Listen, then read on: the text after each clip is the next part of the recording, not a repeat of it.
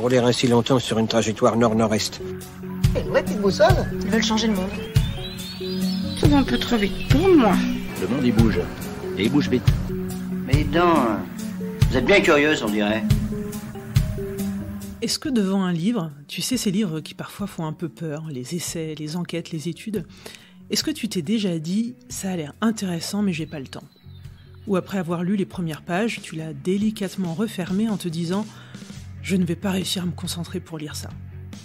Est-ce que parfois tu as renoncé à lire tout simplement parce que le contenu ne te semble pas accessible, qu'il te semble trop complexe ? Et pourtant tu es une personne curieuse, tu aimes apprendre, tu aimes mieux comprendre le monde qui nous entoure, les sujets de société te parlent, qu'il s'agisse de vivre ensemble, d'écologie, de ce fameux monde d'après, etc.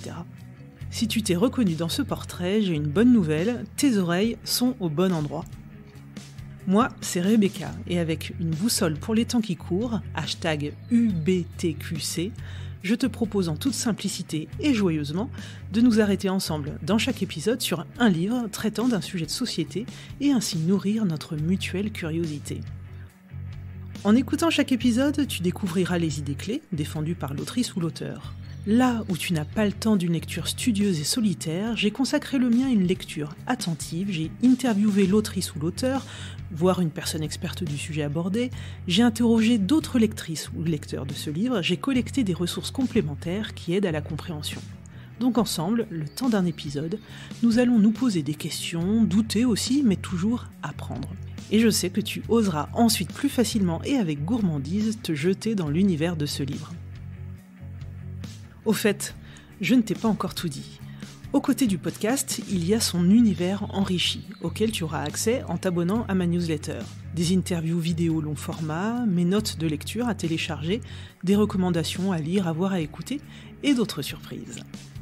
Et là tu trépignes, « Rebecca, donne-moi un exemple concret !»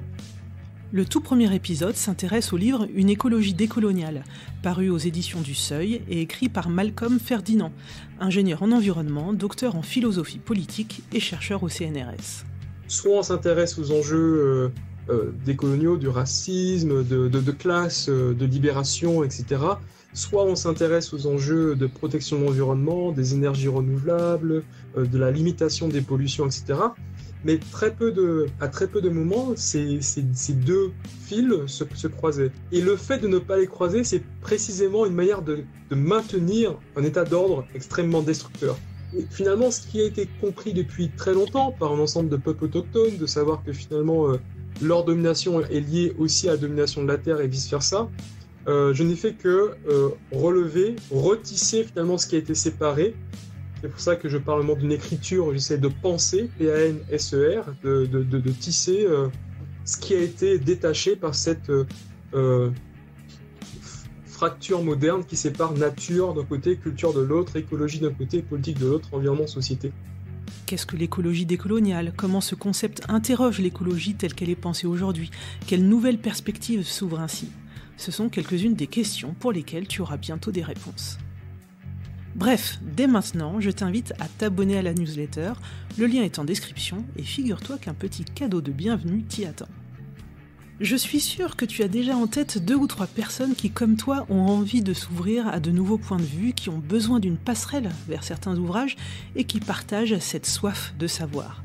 Alors envoie-leur cette amuse-bouche, enfin amuse-oreille. Non, je ne valide pas cette expression un peu moche. Bref, envoie-leur cette petite bande-annonce du podcast pour qu'elle ne rate aucun épisode. Une boussole pour les temps qui courent est fait pour toi. Je suis à ton écoute et je dirais même plus, j'ai besoin que tu contribues au podcast, par exemple en me soumettant des bouquins à décortiquer. À très vite, j'ai hâte. La bonne vieille boussole qu'on doit traîner dans notre sac à dos, elle me permet d'aller vers un point que je peux viser, elle m'évite de tourner en rond